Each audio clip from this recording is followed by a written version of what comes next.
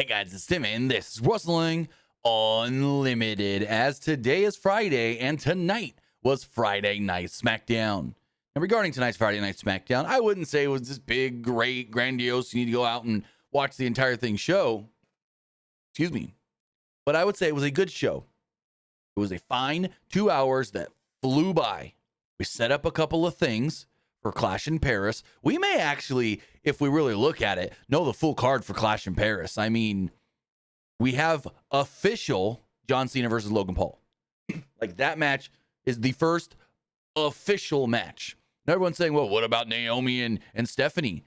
Yes, I think that's going to be the match, but it's not official yet because Naomi's defending the title Monday against Io.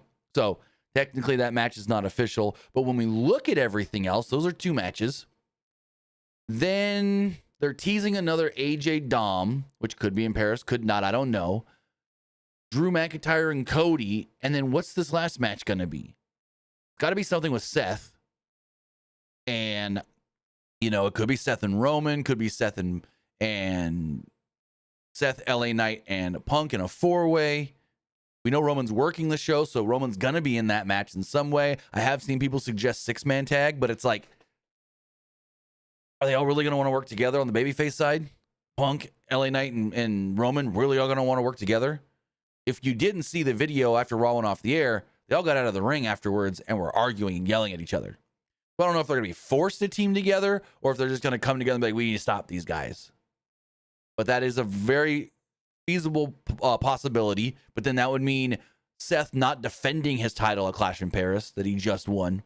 It would just be him in a six-man division versus Roman, Punk, and Knight. So we'll see where it all does go. Punk is opening up Monday's Raw. That was confirmed during a Raw commercial tonight during SmackDown. We do know that, what's his name? CM Punk will be opening Monday's Raw. I see George says, what about Randy Orton? No, Orton ain't working Clash in Paris. Everything we're looking at and we're seeing, it don't look like Orton's working Clash in Paris.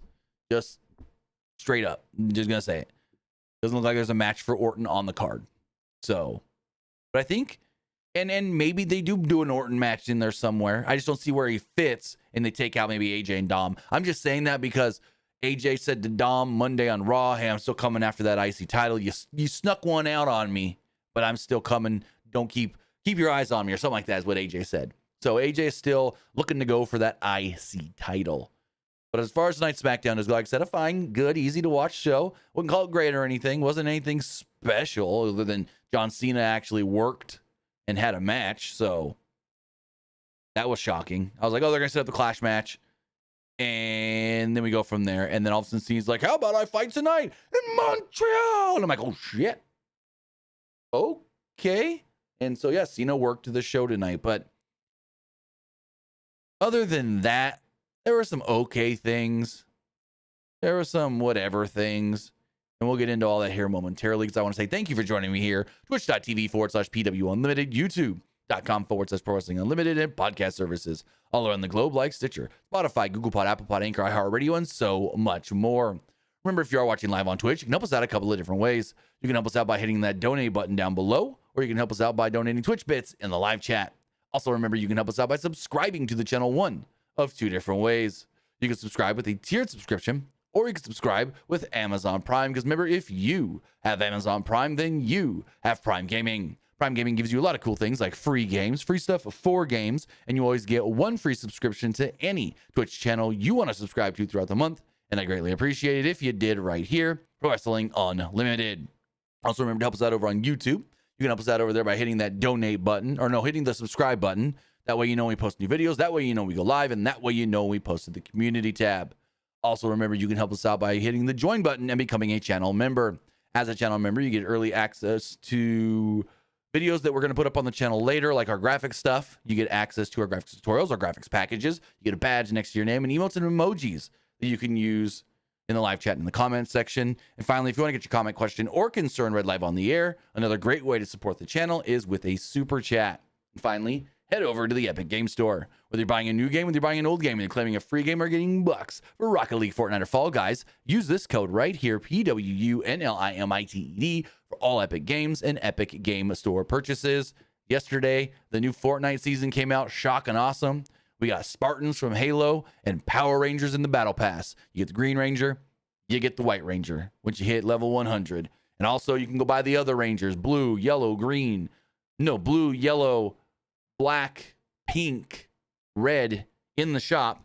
And when you do, whether you're getting that Battle Pass or you're buying one of those new Power Ranger skins, use this code right here, PW Unlimited. The shop's going to say, you have a creator code? And you do. You have a creator code. It's right here, whether you're on your PlayStation, your Xbox, your Switch, your phone, your tablet, your PC, or even your Amazon Fire Stick with Amazon Luna. Use this code when buying anything from the Fortnite shop. I see someone in the chat here that I want to address really fast. It's Mr. The Spot. He says, Tim, Brock didn't show up to attack Cena on Smackdown. Why did you give a fake hint? Why lie about a rumor? Well, first off, there was no rumor, and I didn't lie about anything.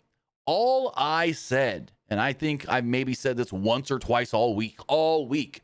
Monday, I said, many people are asking if Brock can show up tonight as far as Raw does go. And I said, no, Brock is not going to be showing up on Raw because Cena is working SmackDown. If Brock was to show up anywhere, it would be Friday on SmackDown.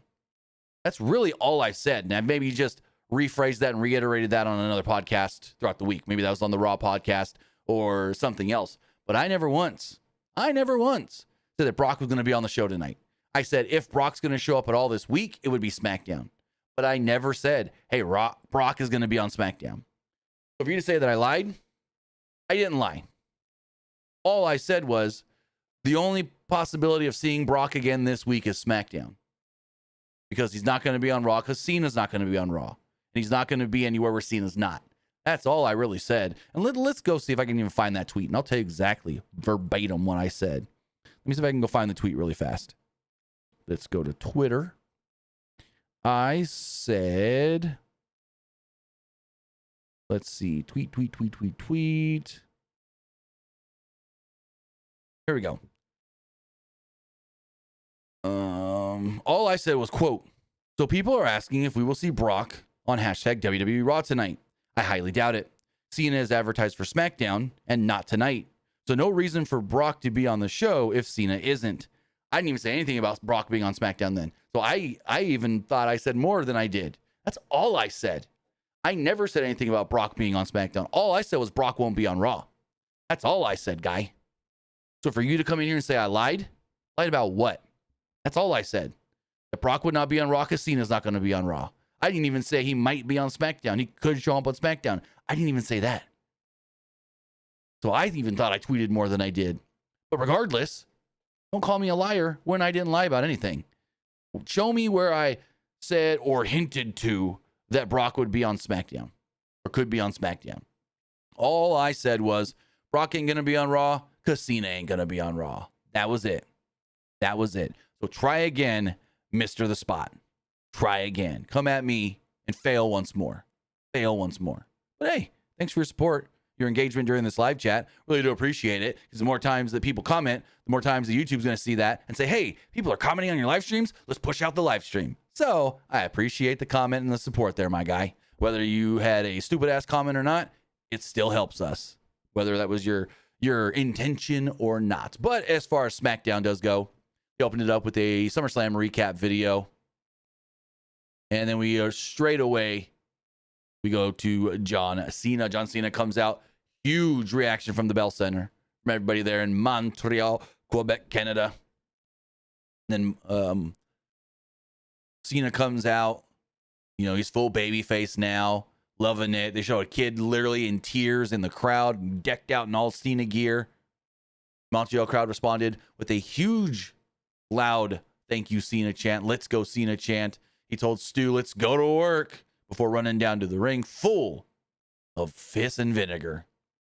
Ring announcer Mark Nash did his, he's the real last world champion.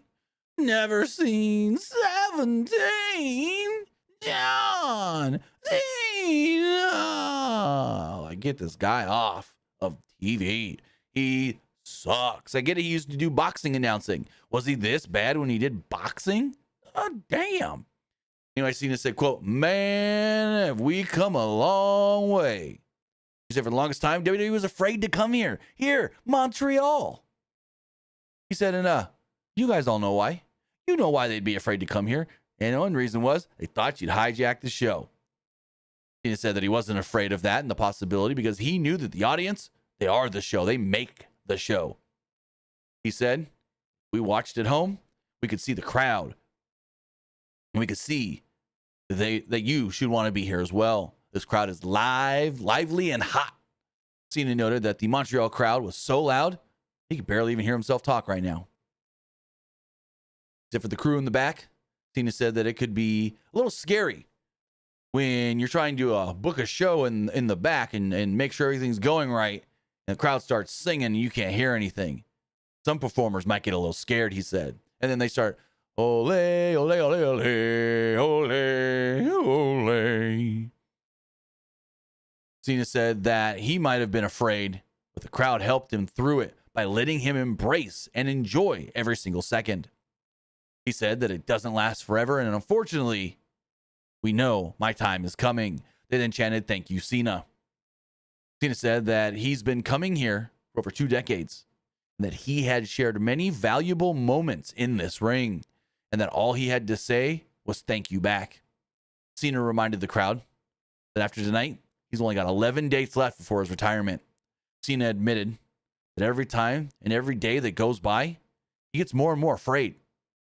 And he thanked everybody for making this work. Cena said that no matter how much he gave to the crowd, they gave back as well, just the same amount. Cena continued by saying that he was also afraid that when he was gone and WWE moved on from him, he'd be forgotten. Cena finally addresses Brock Lesnar, stating that, Brock Lesnar, whenever you're ready to come get some, I'm here ready to go. So that told us right there, Brock ain't coming out tonight. He said, whenever you're ready. And I'm like, oh, that means Brock ain't coming out. He also said, most would be afraid of Brock, and I'm a little afraid of Brock, but also know that he has a John Cena problem. He said, also, everybody in the back, everyone in the locker room, you also got yourselves a John Cena problem. Any of you want to step to me? Come get some. Cena declared that he was ready to go guns a-blazing. And again, if you want some, come get some. The music of Logan Paul would then play through the Bell Center as Humble plays, and Paul makes his way down to the ring. The crowd booed loudly as Paul said that this version of Cena makes him sick. Paul noted that he once respected John, but no longer as he, quote, switched up in his eyes. So he's saying, I liked the heel John Cena better. And going into Cena's last year and early in this run, there were rumors that Cena wanted to work with Logan Paul, that Cena and Logan Paul as a match in John Cena's retirement tour was very possible. And most people kind of just brushed it off like, yeah, right, okay, Cena and Logan Paul, why? Well, that's the match at Clash in Paris. We all thought it was going to be Brock. Nope, it's Logan Paul. So Paul finally enters the ring. Cena told him that he might have made a big mistake, the biggest of his life. Paul claimed that people didn't know who John really was. And that he did, and that John said that he did WWE better than anyone. Cena responded by saying, yeah, I did. Said you did better WWE better than any wrestler, even myself. But you're also, quote, the biggest dumbass that I've ever seen in my life. Paul then called Cena a liar because he wanted to face him in a match. If Cena was in the mood, a giving mood, he'd give Paul a match. Paul said, I'd love to face you in a beautiful French-speaking country. And you think, oh, Montreal, okay, they're French Canadians. He goes, I'd love to do it in Paris, France. Paul then mumbled something, and Cena got a little like, oh man, I thought we were gonna do this tonight kind of deal, and then all of a sudden McIntyre shows up, sneak attack from behind, and takes out Cena with an ambush. Paul then jumps on Cena, and they both start attacking before the new WWE champion runs out in Cody Rhodes. Cody makes the save. They clear the ring of Paul and McIntyre, and Cena takes the mic and says, Logan, you want me in Paris? Then it's you and me. Clash in Paris. He then threw down a challenge for Paul and McIntyre tonight. He said, it looks like you two are ready to fight. We're ready to go too. How about we do this tonight? Because the champ is here. Even though he's not the champ, but Cody's the champ. He's looking at the champ. And yeah, the match was made official. Logan Paul and Drew McIntyre versus Cody Rhodes and John Cena in the main event. I thought this was a very good opener. I thought it went just a smidge long. You would have cut like 3-4 minutes off of this. It would have been perfect. About 3-4 minutes off of this. Because it went almost like 14-15. So if you would have cut this down to like 12, I thought it would have been perfect. The Motor City Machine Guns are backstage, and they're asked about their upcoming match against Talatonga and JC Mateo. They're asked about, you know, hey, you guys just had a brutal match at SummerSlam. You guys are beaten and banged up. But you're out here fighting. The only ones fighting from that match. Why? And Alex Shelley's like, yeah, we might be beat up, but we want an opportunity. We want another shot at the title, and we know that sitting on the sideline is not going to do that. We know that we have to fight for opportunities. Chris takes that jacket off. You're going to see his shoulder all sorts of taped up and messed up. My ribs taped up, but that's not going to stop us from earning our way back to the top and the titles. So I loved this little rah-rah speech from Motor City Machine Guns. Basically, they were just like, hey, we want to get another tag title shot, and we know we blew it at SummerSlam. We didn't win there. We got to work our way back up. No one's going to just give us another shot. And that match was next. Motor City Machine Guns versus Talatonga and JC Mateo. Match was fine. I mean, all four guys worked well together. Nothing to complain about, but it wasn't anything like, oh man, you gotta go back and watch this damn match. This match was great. No, it was nothing like that. So Mateo and Shelley opened up the match. They traded some offense early on. Shelley and Sabin used some double team attacks to take down Mateo and send him to the outside. Sabin took down Mateo with a 5-hole suicide dive as the Motor City Machine Guns did a number on Talatonga. Tonga was on the apron, which caused a distraction. Tonga Loa, that is. And that gave Talatonga the time to pick Sabin off the apron and throw him into the barricade, which sent us to a break. When we returned from the break, Talatonga had Shelley locked in a bear hug before he slammed him down onto the mat. Shelley then found a way to create separation and elbowed Mateo before getting the tag to Sabin. Sabin attempted to take down Mateo, but had to get hit with multiple super kicks before he can get the job in. Springboard DDT, and then got a near fall off of it. Machine Guns then attempted a double team move on Mateo as they took Tala down from the apron. This gave Mateo time to recover and slam Sabin, go for the cover, but Shelley broke it up. As they come towards the end of the match here, the double super kick from Sabin and Shelley that stunned JC Mateo, but Talatonga, well, he got involved and prevented the skull and bones with a big boot to Shelley on the top rope. And then chokeslammed Chris Sabin, chokeslammed Chris Sabin and picked up the victory. 1, 2, 3, there we go. MFTs pick up the win. And Solo said, these guys are going to be a legit tag team. They're going to go and try to earn their way to the tag titles. So Talatonga, JC Mateo, they're now a unit within the unit. So you've got Solo as the solo guy, Tongalo and Tamatonga whenever Tamatonga comes back, but then you also got Talatonga and JC Mateo as a group as well. So I do like that because they've just made goddamn JC Mateo look like a geek since he came in. He has not looked good as far as, like, I'm not saying like his wrestling's been bad or anything, but he's just been jobbed out over and over and over. In the cage match at SummerSlam, he was thrown in there to look like a fucking geek, taken down by Jacob Fatu. And it's like, fuck. This guy used to be a monster, a killer. And now he's just a dude. A dude at best. So hopefully, with him and Talatonga as a tag team, picking up a win here, they can start elevating them. And we go from there. So at least they're trying something now with him. Before, it just felt like he's a guy that can, as Solo was a guy that can be the heater for Roman at one point. That's what he was going to be. But at least now they're trying to do something with him. The heater that sometimes gets taken down and unsuccessful. So after the match, Solo gets in the ring and declared that the MFTs are looking for greatness.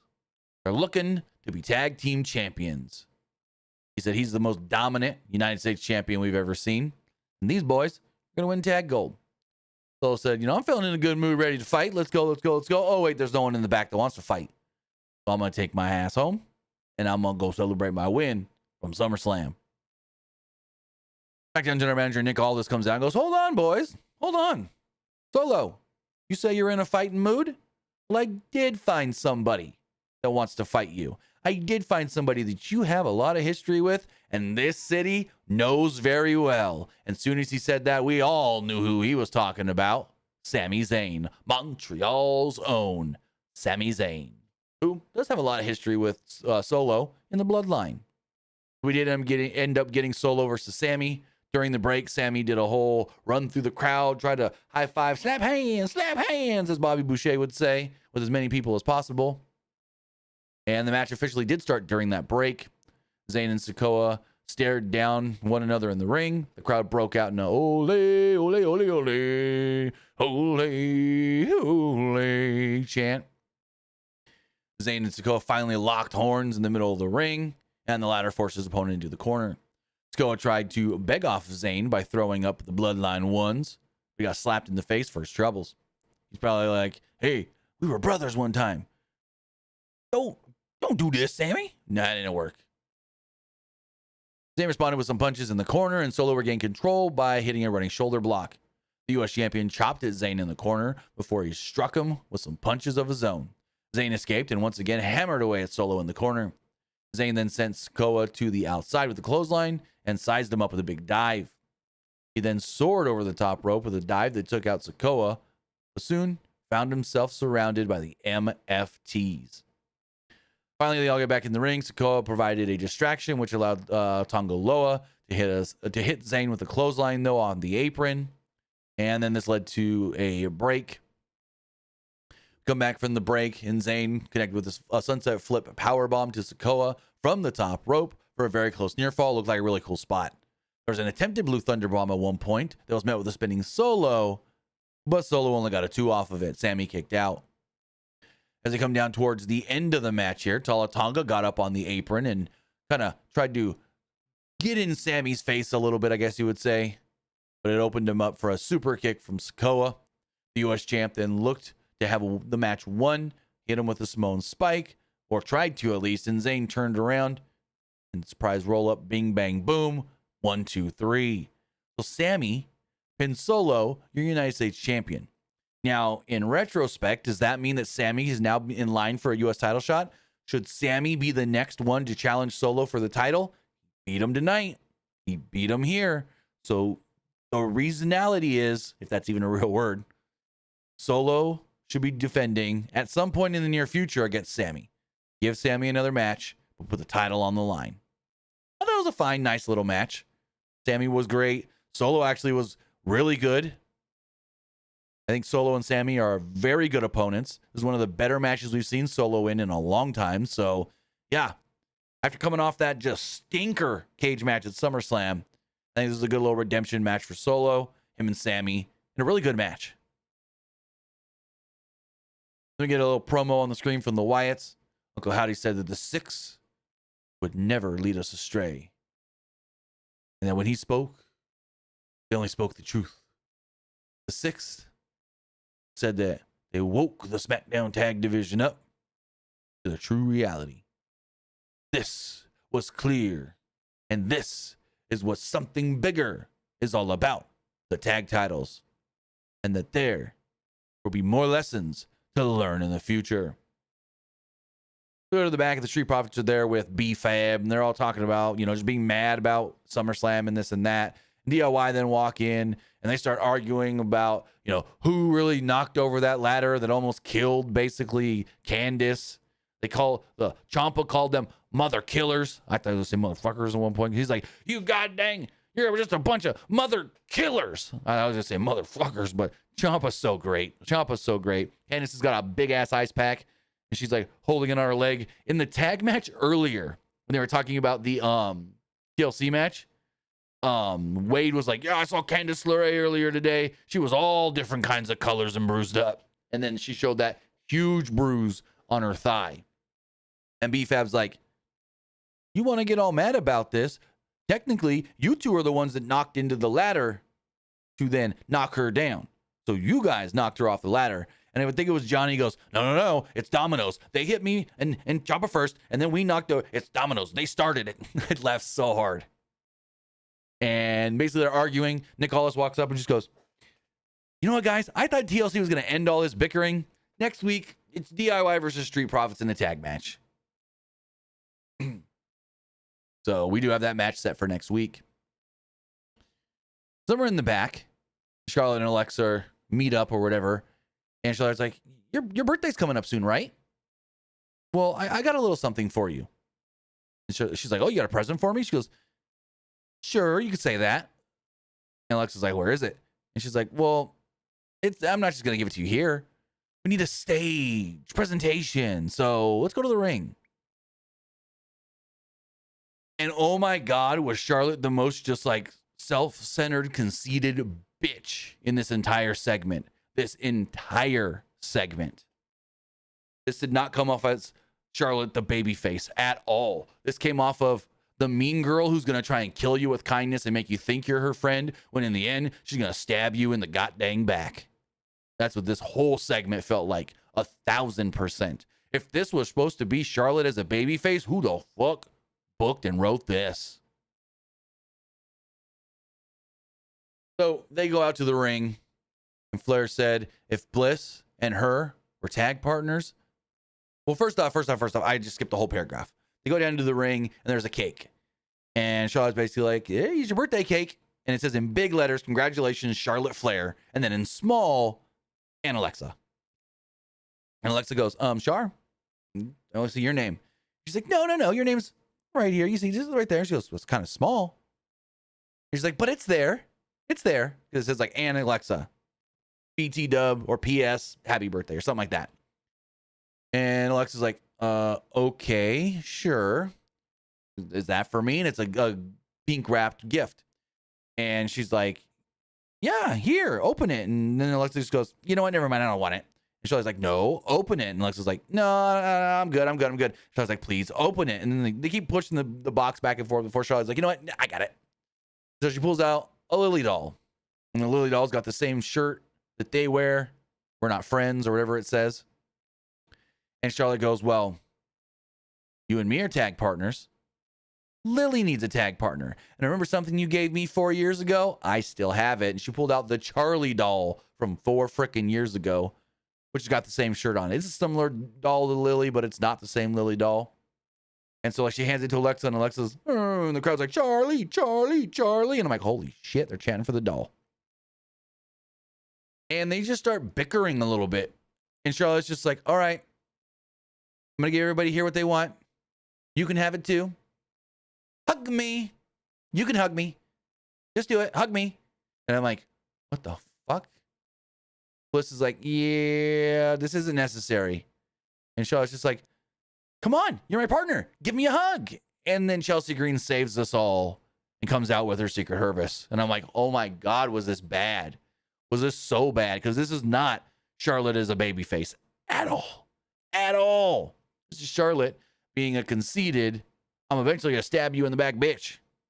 Like this is, I'm gonna bring you in, make you think you're in my inner circle, and the last thing you're gonna suspect is when I, boom, knock your ass out. So Chelsea Green and the Secret Service come out and talk about being a proud Canadian that she is. She says seeing the Montreal crowd cheer for Bliss and Alexa to American people made her sick. Made her want to turn her passport in. She dissed the Montreal Canadians and then said that we should be celebrating her homecoming instead. Or said that she had one more gift for Bliss, kicking Green's ass tonight. Green tried to back away, but Nick Aldis comes out and he's like, you know what? Oh, you wrestlers want to make matches tonight? Sure, let's do it. I'll grant you this one. Charlotte, Chelsea, it's official. Happy birthday. Also, we got a brand new referee here. His first assignment, your match. And he's got a little bow on his shirt or whatever. I don't know who the ref is. But, yeah. We ended up getting Charlotte versus Chelsea Green. It was a fine match. Nothing special. So, before this match, though, we're backstage. Carmelo Hayes goes to knock on Nick Aldis' door, and out comes Miz. He's like, whoa, Miz, where you been? Left me high and dry. Miz is like, don't worry. I got something for us. He's like, us? There ain't no us no more. I want to shot at the U.S. title. He's like, no, we're a tag team.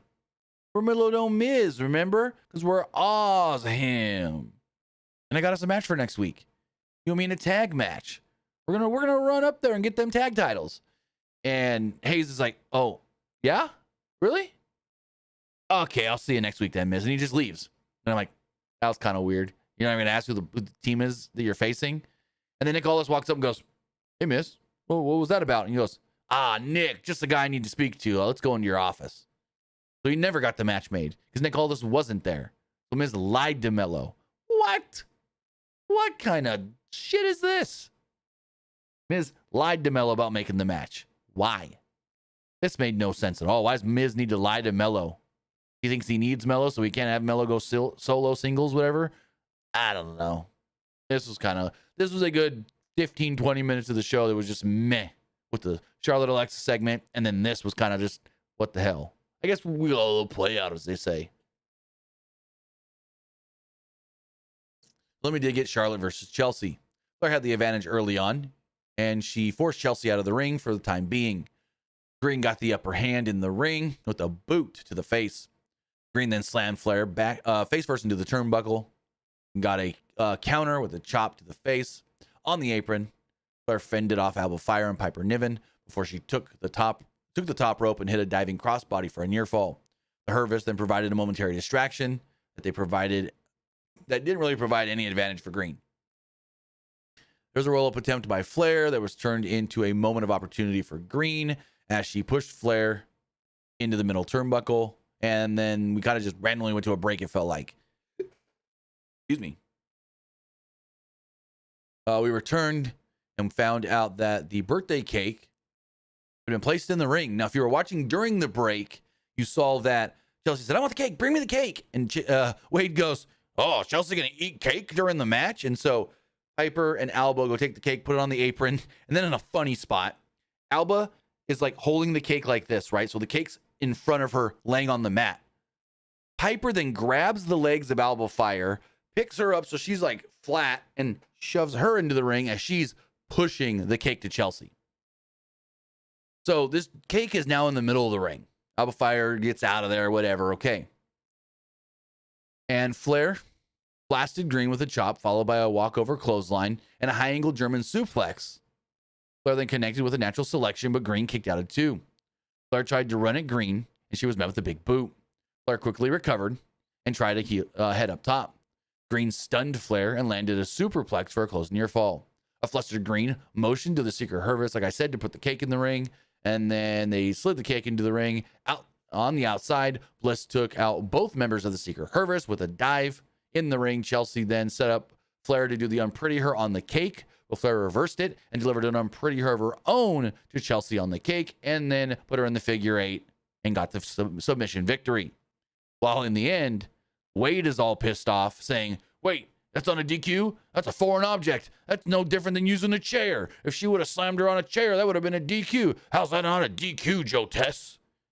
And Tess Torres just like, I don't know, Wade. It's the ref's call. So, Chelsea got slammed on a cake. That's Chelsea. That's Chelsea's character. She's going to get thrown in a dumpster. She's going to get messed with. She's going to get slammed in a cake. It's the Chelsea Green character. I love that they keep calling her the hot mess. She's a hot mess, Joe Tess. So, yeah, fine, entertaining match. It was cool with the comedy ending. Nothing special, but I wouldn't call it bad. What was bad was Jade's Cargill promo here. Jade's gonna be in a fucking movie with Jonathan Majors, and she can't even cut a goddamn good promo. I just can't wait to see how she acts in this goddamn movie. Tiffany Stratton's in the back and being interviewed by Kathy Kelly. Basically asked, what's next for you as the champion that you successfully defended against Jade Cargill at SummerSlam? And she's just like, yeah, I've been doing this for 216 days and it feels great. And then Jade walks up. And Jade literally goes, Tiffany, if it wasn't for you getting your foot on the rope, I'd be the champion. And I'm doing better at these lines than she is. She said, next time, it ain't gonna come out the same. Next time is gonna be different when we face off. Stratton said that it'd be a different story, but with the same ending.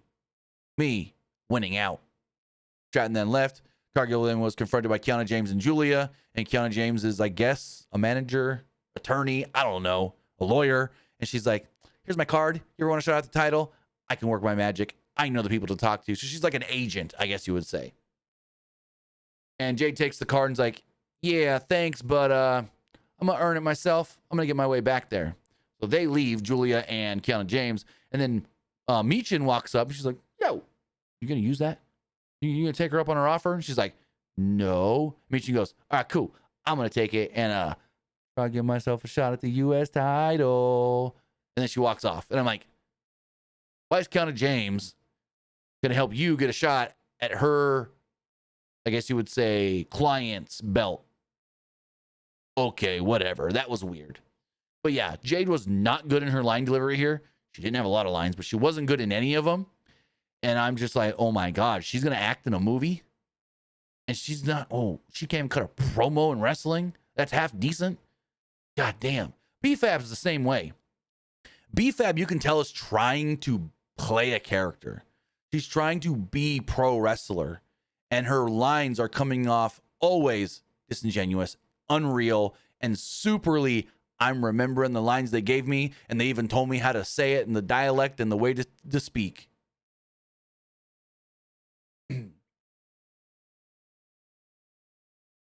So let me get a video from Aleister Black where he said that he was granted the power to use violence to stop the greater violence from being committed. Black said, this is an eye for a limb and then an eye for a life kind of guy. Black took credit for giving Damian Priest a hairline fracture in the jaw following his attack last week on Smackdown. John Cena's walking backstage and he runs into Ron Killings, R-Truth, who seems really happy to see the real John Cena back. Cena played along and they're like, huh? Looking at each other up and down. Truth then had turned heel for the past 5 months and only since turned back babyface. Cena then gave Truth an appreciation pat on the back, walked off and said, great to see you back. I got to go. So that was weird. I don't know what that's going to lead to. Maybe a tag match. Who knows? But before we get into the main event tag match here, we gotta hear from our sponsors right now. Does the summer heat got you sweating through your shirt before noon? Maybe it's time to chill with an AECOOLY handheld fan. This pocket-sized powerhouse is your secret weapon against scorching temps. Whether catching rays listening to music or just looking to get a great tan, it brings the breeze right when you need it. With 3 speed settings, a rechargeable battery that lasts up to 10 hours, and a whisper quiet motor, the AECOOLY fan delivers cool comfort without the buzz or bulk.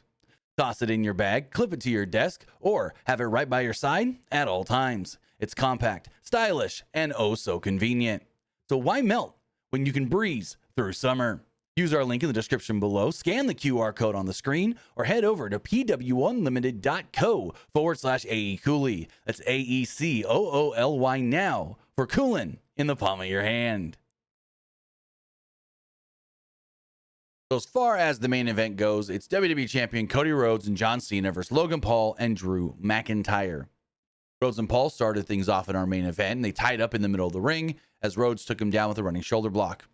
Paul responded with a standing headlock, and then he failed to keep on Rhodes as he fought back with a signature drop down, slap to the face, a little Dustin Rhodes gold dust move. After a suplex, Rhodes then tagged in Cena. Paul rolled him up and dragged the undisputed champion. Well, actually, he's no longer undisputed anymore, but dragged the former WWE champion back into his corner. McIntyre tagged in.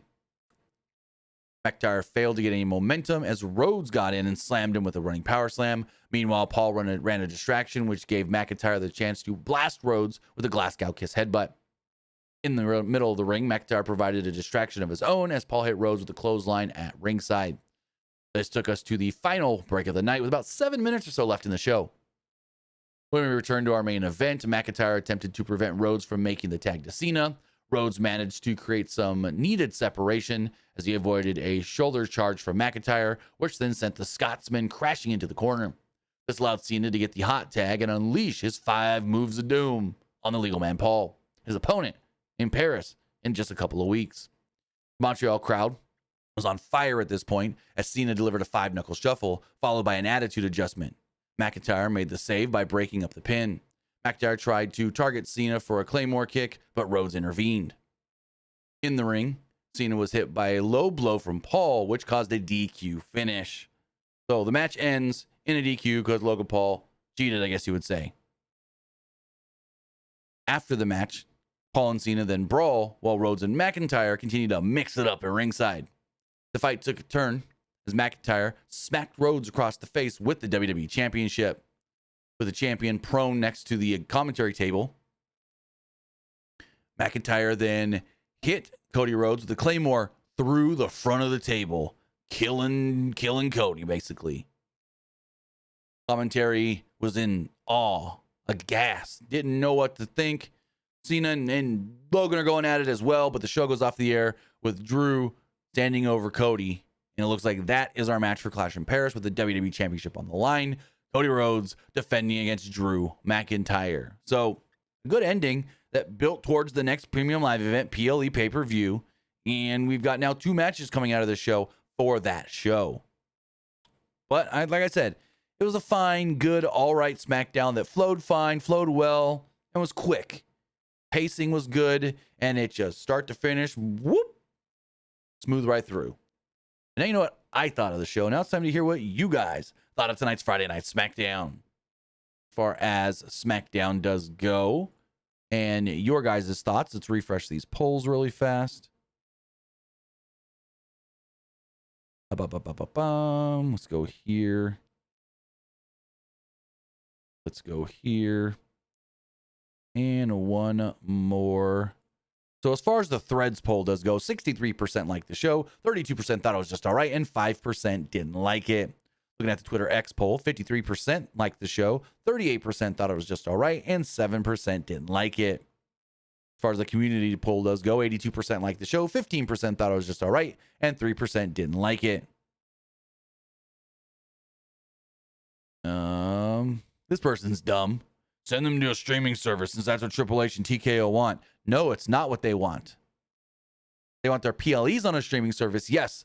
But what they want for TV is a cable partner, a streaming partner, and a broadcast partner, which they have all of those. Cable partner, USA Network for SmackDown. A streaming partner, Netflix and the USA and Raw, and a broadcast partner, CW for NXT. They've got all 3 styles of television right now covered. Broadcast antenna TV, cable, and streaming. So say, send them to streaming. That's what Triple H and TKO want. Why? Because the ESPN deal? I mean, technically, they've been on streaming since 2014 with the WWE Network that they created. You know, guys, that the WWE Network, other than Netflix, and Netflix wasn't even as big as it is now then, the WWE Netflix, or the WWE Network, was ahead of the game when it comes to streaming services. Now we've got Paramount Plus and HBO Max and Disney Plus and Hulu and Tubi and all of these different streaming services, Peacock, with all these different networks, right? But the WWE Network came before all of them. All of them. When we got the WWE Network in 2014, and you can correct me if I'm wrong, the only other one we really had, I think, was Netflix in its like infancy. Netflix was still kind of new in 2014. They were just, yes, they were a platform to just watch other people's stuff, old reruns. They were just then in 2014 starting to create their own content, have their own exclusive stuff, and going with it. Because remember what Netflix started as? Netflix started as basically Redbox on the internet. Netflix started as go on our website, pick a DVD, and we'll mail it to you. Then they slowly started the app and the streaming service and all of that. But when you talk about these big, grandiose streaming services, Vince and the WWE were ahead of time. They were there before a lot of them, if not most of them, other than Netflix. Like, let me see. What was the first streaming service, I guess you would say, for movies and television? Okay, that doesn't count. This is Real Player. That doesn't count. Streaming media. Here we go. Let's see. Streaming Wars. Like, who had the first real streaming service, I guess you would say? Netflix first launched in 2007, their streaming service. And it looks like no one else had one before that. Let's see. Disney Plus. But yeah, this isn't even going to say WWE Network. But it's like, when did all these other ones come? Do we have a list here on... I'm just looking on the Wikipedia. Do we have a list of like when all the different streaming services started? I don't think we do. Let's see. Music streaming services. Yeah, I'm trying to see if there's like a list. Oh, list of streaming services. Here we go. Netflix was the first in 2007. Then Hotstar, but that's an Indian thing. I'm talking about just in the US. Hotstar was 2025. Okay, I want to know launch. Here we go. So technically, Amazon Prime started in 2006. That I didn't know. Okay, interesting. That I didn't know. What was on Amazon Prime in 2006, though? Just movies? Huh. Why is this not showing me in order? This is not showing me in order, even though I'm clicking to show me in order. All right. Crunchyroll was in 2006, but that's very super niche. Let's say so is WWE Network, I guess you would say, but that came before WWE Network. We had Netflix in 2007. Trying to see how many came before WWE Network in 2014. Yeah, really, it was YouTube tried to do YouTube Premium and make their own content in 2014, but that was March, April, May, June, July, August, September, October, November, 9 months after WWE Network came. So really, it was Amazon Prime was kind of a thing. Let's see, when did Amazon Prime officially start? Amazon Prime was kind of a thing in 2006. So they were actually the first.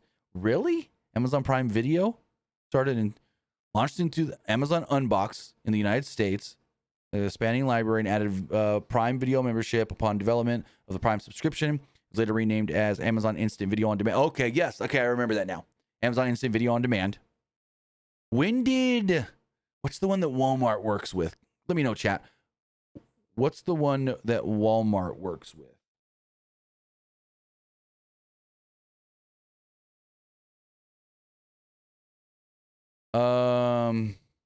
RTS, Oscar? No, Netflix came a year before Hulu. Hulu launched in 2008, so that was another one that was before WWE Network. But there's not many. There's like 3. There was before WWE Network. 4. Hulu, Netflix, Crunchyroll. Yeah, Hulu, Netflix, Crunchyroll, and Amazon were all video on demand services. So here's the thing. They were all video on demand services that came before WWE Network. And none of them were doing live content on their service. None of them were doing live content. I don't think we didn't have Hulu Live then. Hulu was just, hey, everything on Fox, NBC, CBS, watch the next day on Hulu. And now I'm getting off on a tangent here. But yeah, WWE Network changed the game. WWE Network was the first one to be putting up new exclusive content, live content, having a 24/7 running live channel as well. Like you go on the WWE Network and then boom, it just loads up that live channel and you just watch whatever they got running. So yeah, again, WWE Network changed the game. Oh, here we go. I got another list here. Okay, here we go. They broke it up differently. That's why I'm not seeing the list properly. Okay, let's see. Again, I'm trying to look and see who was before. Stars, kind of. They had an app where you can watch the Stars stuff off the app. I guess you would say that's a streaming service, sort of. But yeah. Like as far as first run content on their streaming service, new content, live content, that all came from WWE and Vince. But everyone that voted on Twitch, they all liked the show. So with all of that, I know I started rambling and ranting there at the end, but with that, I want to say thank you for joining us here. Twitch.tv/PW Unlimited, YouTube.com/Pro Wrestling Unlimited, and podcast services all around the globe like Stitcher, Spotify, Google Pod, Apple Pod, Anchor, iHeartRadio, and so much more. Remember, if you are watching live. We want to say thank you, and we'll be back live Monday morning with the wrestling wrap up. They do some gaming streams over the next couple of days, but as far as wrestling goes, we'll be back live Monday with the wrestling wrap up. Then we'll be back live on Monday evening with Monday Night Raw. Sorry, I'm trying not to burp right into the microphone. But with that, guys, have a great rest of your night. Have a great weekend, and I'll see you next time. Have a good one, guys.